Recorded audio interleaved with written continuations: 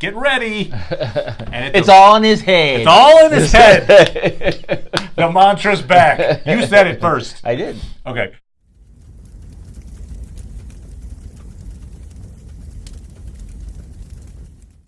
Hey, Internet. It's Paul. It's Matt, the Dork Lords. We're here talking about Legion, Season 3, Episode 1, Chapter 20. All right. So... Yes? It's been a little while since Legion's been on the air. Welcome back. Welcome back, everyone. No, I do not want to attempt to recap the entire last season because this show has a lot of things happening. Yes. But I will do so. I will do a little brief. Oh, go ahead. Here we go. Flip All right. it. When last we left our hero, David Haller, last season essentially David was questing to find the physical body of Farouk, the Shadow King, so we could kill him once and for all. Kill him. Meanwhile, as the search continued, future Sid came back to basically warn D3, and essentially her present Sid, hey, David is actually the real threat here. He's the world killer. He's going to destroy the world in the future. So we need Farouk alive to help us in the fight against David. Don't let him kill Farouk. Goes through, it comes to a head. They find the body of Farouk. It looks like it's all going to go to plan, but then D3 thwarts David killing Farouk, and in fact, Sid attempts to shoot David, and the only thing that saves him in that moment is that Lenny snipes the bullet away. It's like, because at that moment, David has no powers. The tuning fork. Yes, bring that tuning fork back, because that is the most powerful item in this whole show. No. But, okay. Tuning forks. It's a one and done. Yeah. You can't possibly hit it again. Not at all. Got to go back in time. Yeah. All right. So with that said, David then realizes, oh my God, this was horrible, and now my girlfriend is trying to kill me. So he erases her short-term memory, tries to let everything go back to normal. Then he has sex with her, which is basically against her consent, which is essentially sexual assault. That's not good. No. And so D3 turns on him and imprisons him. The part that's particularly odd is the fact that Farouk is allowed to just wander free at this point. And that's where I was like, anyway. So Farouk is part of the team. I think perhaps partly because he's got to speak to them, and I think maybe he has manipulated them, maybe. I don't know for a fact. But in any case, Farouk is on Team D3, and at the end of last season, David escapes with Lenny to parts unknown. Yes. And that's where we kind of left off.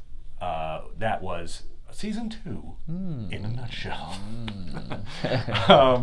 And so it was, I remember I actually watched our recap of the finale, and we were not fans of it. I just kind of wanted to get an idea of like where we were with the show.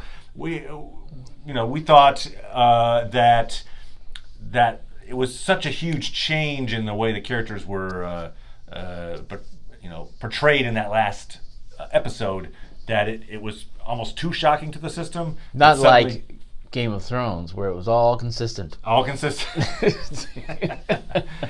Just like us. Perfect. It should have been more like Game of Thrones. We're very consistent. Yeah, basically, they pulled a Daenerys before the Daenerys actual scene. Yeah. They should have called the Daenerys scene pulling a hauler. Yeah.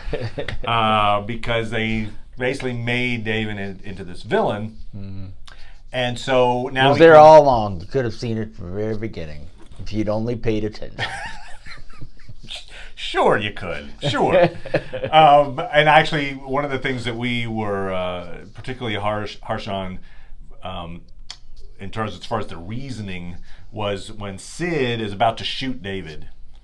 And he's like, look, I had this thing in my head, and I had this parasite, and it was, telling me to do these horrible things. And she's like, yeah, that's what Son of Sam said. And you're like, okay. But, Son of Sam basically, put all of his horrible crimes on a dog that was talking to him in his head.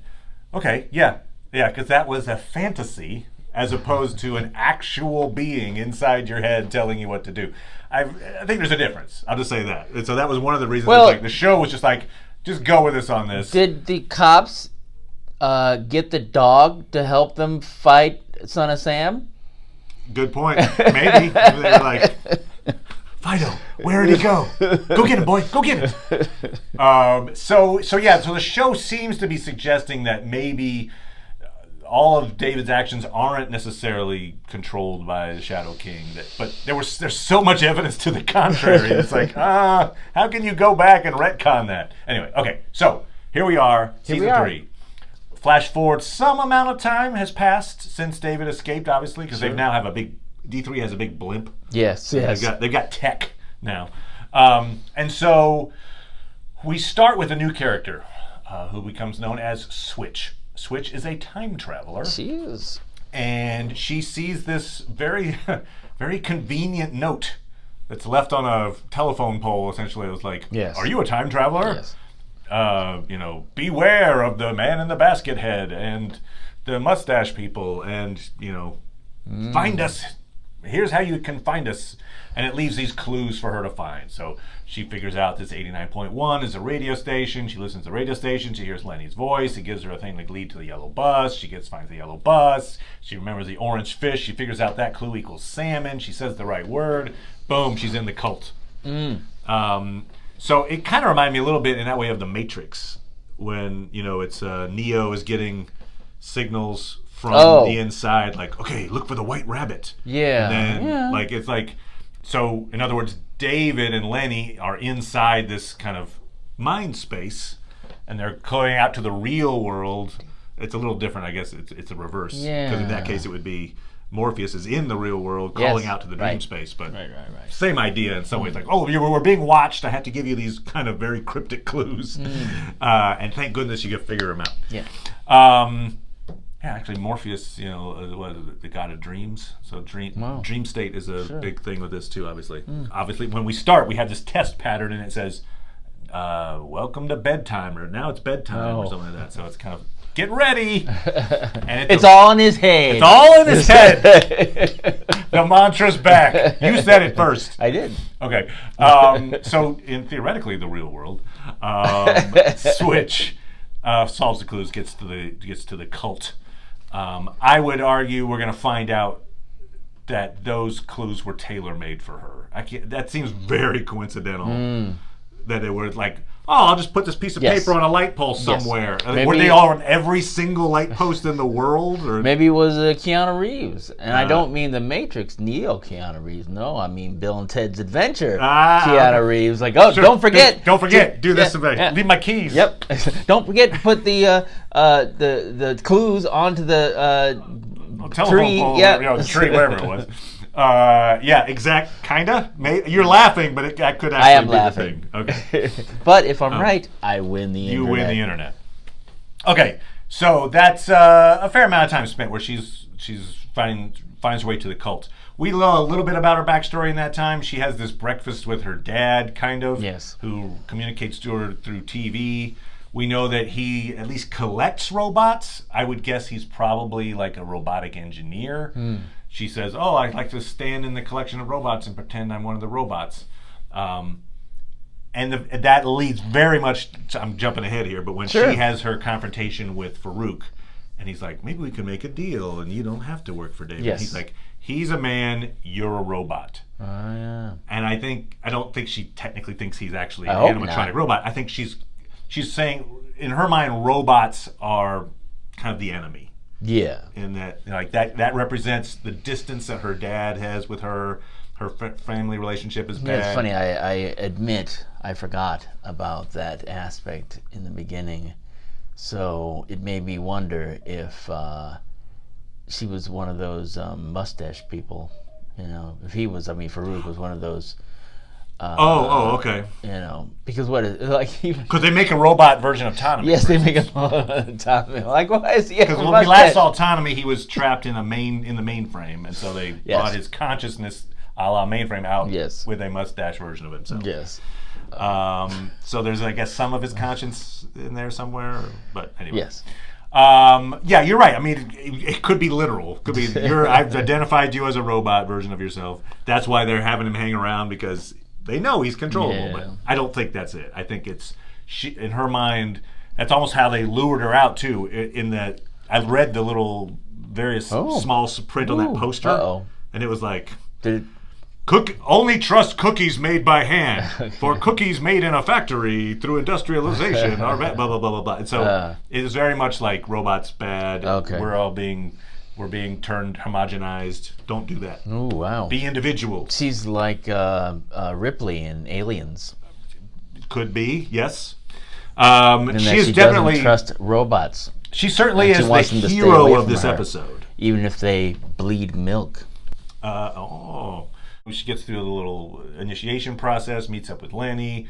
She's like, "I'm the time traveler you're looking for. I'm only going to time travel for the master, essentially the head of this cult." Enter David. The whole interesting thing as she's jumping back, or at least like one of the messages that her father had for her is like, be careful, you go back too far, the devil or something, right? The demon. So my thought on that which is making me think that was, Farouk there. I don't know why she's not like, you're the demon. No, she says you're a robot. I think you're absolutely right that it's Farouk, because it's the second time she goes back is when she confronts Farouk. And so she goes back the first time. David was just shot by Sid. I need to go back in time. She goes back in time. She hears the thing. Don't go back too far, the demon. She hears the demon. The demon can follow your trail or something. No, it didn't. He didn't say that, but just said, if you go back too far, you'll awake the demon. Then she goes back. Same thing happens. David gets shot. This time Farouk sees her, and so she goes back in time. When she tries to come back out of it, she's brought into an astral plane, projection with Farouk.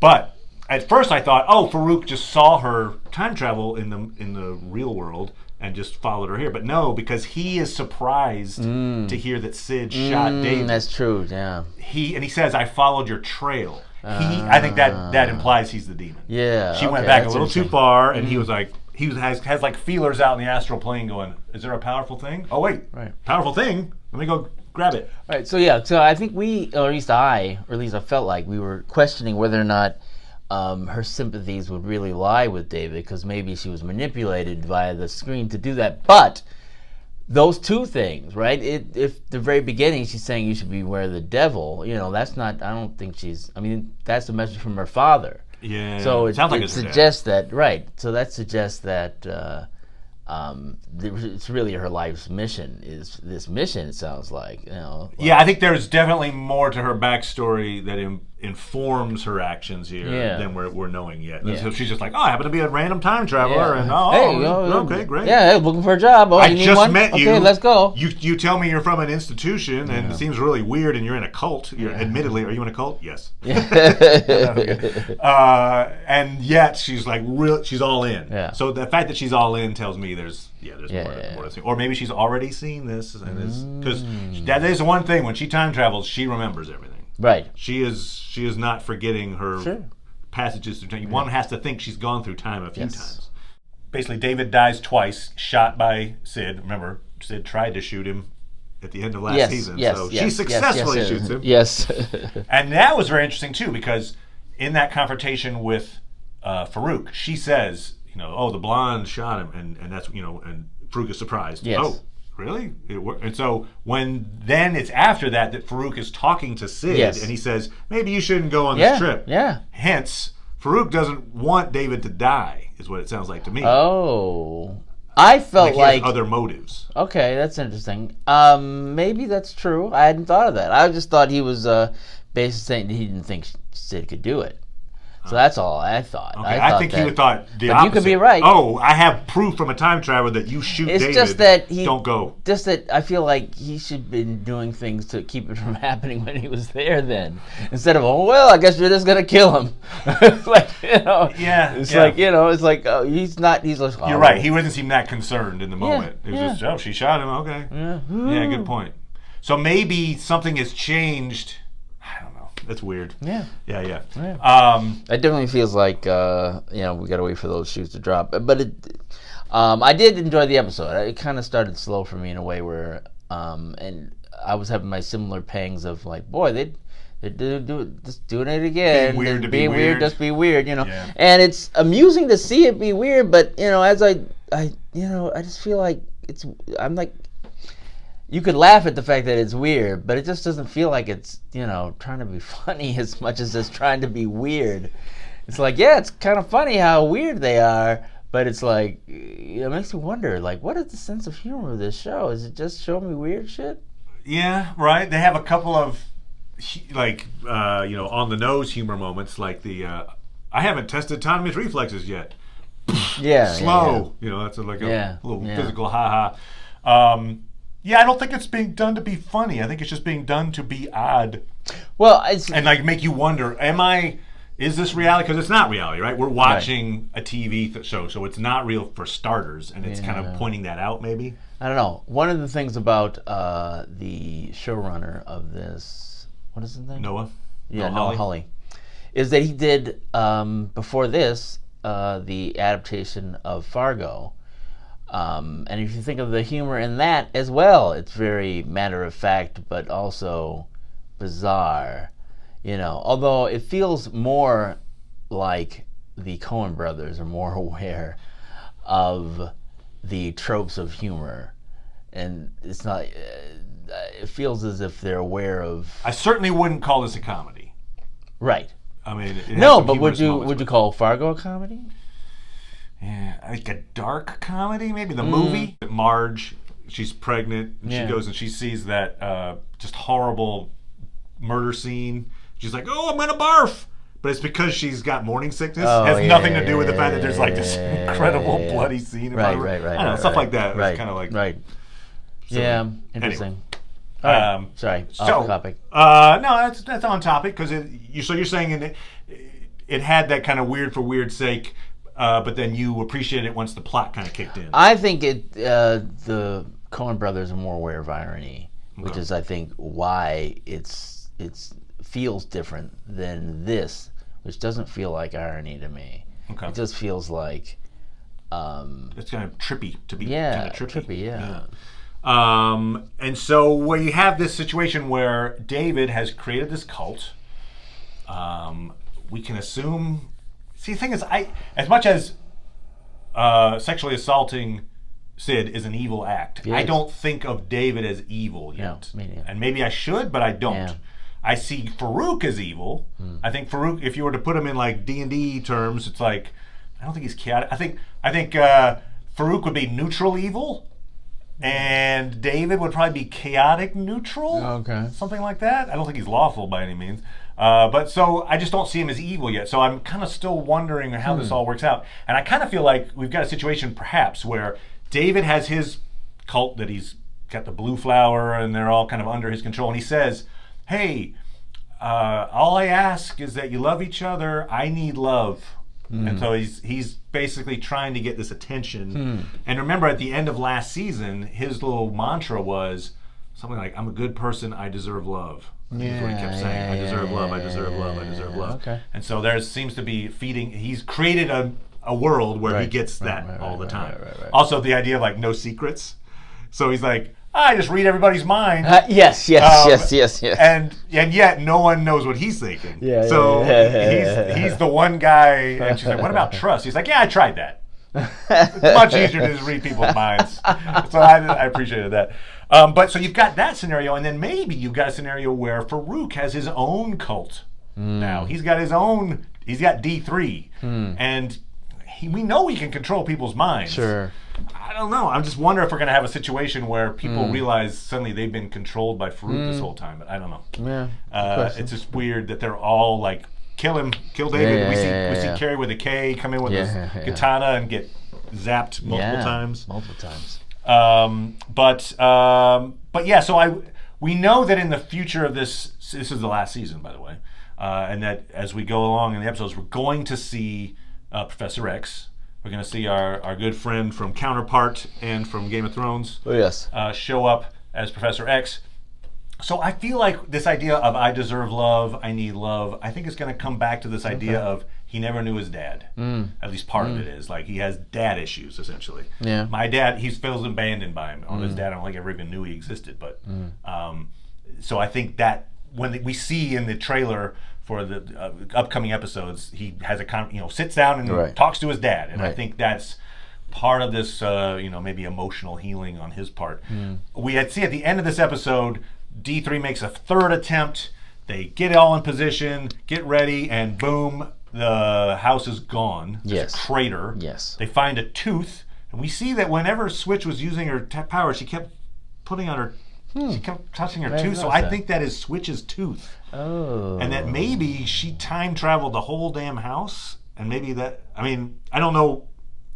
I feel like somehow it had something to do with her powers. Oh. That's what just took that. I just assumed that it was amongst David's powers to do that. And it probably is, right? I mean, yeah. So maybe she just said, "Hey, by the way, they're coming again," and he's just like, "This is." But that's interesting, though. Then that you're implying now that she doesn't have her powers. No, I'm just saying. I wonder if. Or do you think that's the cost of her doing something so big? Something as a so tooth? big, exactly. Oh, okay. That maybe there was like something physical to. I don't know. I'm not sure what the tooth represents, but I just saw her playing with her tooth at one point when she was trying to use her powers, and I thought, that's interesting. And then at the end, giant use of power. Right. Tooth. Okay. So I don't know. Interesting. You could tell us what you think that means Tell us. there. But so the house is gone. Do we think it time traveled? Do we think the house went back in time or forward in time, or just moved away? I think that it just moved away. I think it's in the same time. That's what I think. All right. That would be a huge use of power if she could just move. We do know that she can move people. No, did she move anybody besides herself? I think she took him with. Come on, David. Yeah, I thought she did. Yeah. But I don't think she time traveled with that though. I think David moved her. I don't know. That's another good point. Yeah. Did we see her in the episode use the power to move someone other than herself, or because what her thing to do is like, I made a little door, let's go. Yeah. And so the point where she did that, that somebody could follow her. Right. So I think she's like this little door, and then I like that bit when she was talking to Farouk, and then she just flipped the table. Yeah. You're a robot. Shploop. Yep. She has skills. Yeah, because we see Clark. Yes. Clark and his husband is now working for D3 as well. Right. He had a good line too where he's like, well, why don't we have a time traveler? Yeah. It's a good point. And apparently, that's another interesting point. Farouk says, I once had relations with a time traveler. It seems like time travelers are always women. Yes. He just kind of threw that out there. It's like, interesting. They're playing. Are there other time travelers? Yeah. Melanie and Oliver are not in this episode, and their fate is a little odd, right? Because we know from the last season, there was the point, of course, where David killed Oliver thinking he was Farouk. But then we had a shot of Oliver and Melanie in some distant future. It seemed like it was the same dystopian future of where David is ruling the world. But they had apparently hid their bodies, and their consciousnces were off in that little astral plane ice cube space. Yeah. And so that's...